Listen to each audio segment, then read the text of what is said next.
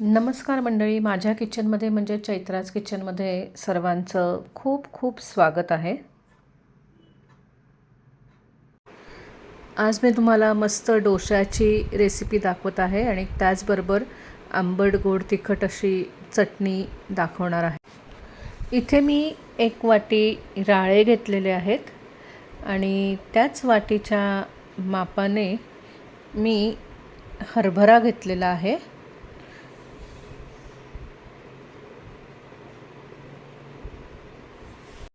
त्यानंतर आता याच्यामध्ये मी 1 फुलपात्र तांदूळ वापरलेला आहे. तुम्ही कुठल्याही प्रकारचा तांदूळ वापरू शकता. आणि आता हे मी 2 ते 3 पाण्यातनं स्वच्छ धुवून घेत आहे.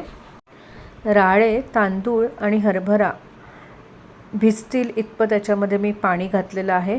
तसेच आता याच्यामध्ये अर्धा चमचा मेथीदाणे घातलेले आहेत आणि हे मी 7 ते 8 तास भिजत ठेवत आहे. म्हणजे रात्रभर मी हे आता भिजत ठेवणार आहे. रात्रभर हे भिजत ठेवल्यामुळे हे छान भिजलेले आहेत.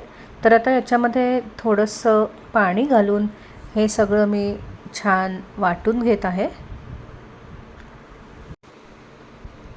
हे बघा, हे छान वाटून झालेलं आहे. आता हे मी आंबवायला ठेवत आहे. तर आता हे मी सकाळी 8 वाजता वाटलेलं आहे, तर 12 वाजेपर्यंत हे मी आंबवायला ठेवत आहे. सध्या उन्हाळा खूप असल्यामुळे हे पटकन छान आंबेल. तोपर्यंत आता याची मी चटणी कशी बनवायची ती दाखवते. त्याकरता मी 1 वाटी डाळ घेतलेला आहे. त्याच्यामध्ये पाव वाटी खोबरं, 2 लसणीच्या पाकळ्या, 1 चमचा जिरं घातलेलं आहे, थोडासा कढीपत्ता लागेल आणि इथे वाटीमध्ये मी 2 लाल सुक्या मिरच्या आणि लिंबा एवढी चिंच 10 मिनटं भिजत ठेवली होती. तर ते सगळं आता याच्यात घातलेलं आहे. चवीनुसार मीठ आणि साखर घातलेली आहे आणि आता हे मी वाटून घेत आहे. मस्त आंबट गोड तिखट अशी डोशाची चटणी तयार झालेली आहे. इथे मी नेहमीसारखी डोशाबरोबर लागणारी बटाट्याची भाजी बनवलेली आहे. याची मी रेसिपी तुम्हाला आधीसुद्धा दिलेली आहे. हे बघा, डोशाचं पीठ छान आंबलेलं आहे, छान फुलून आलेलं आहे. आत्ता दुपारचे 1:15 वाजलेले आहेत आणि सध्या उन्हाळा प्रचंड असल्यामुळे हे पीठ पटकन असं आंबलेलं आहे.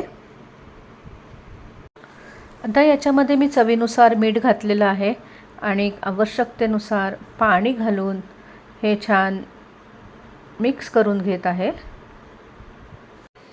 भाजी, चटणी आणि डोशाचं पीठसुद्धा तयार आहे. एकीकडे तवा तापवायला ठेवलेला आहे.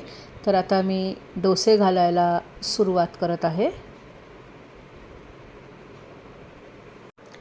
तवा तापल्यावर मी नेहमीप्रमाणे डोसा घालून घेतलेला आहे आणि साईडने तेल सोडलेलं आहे.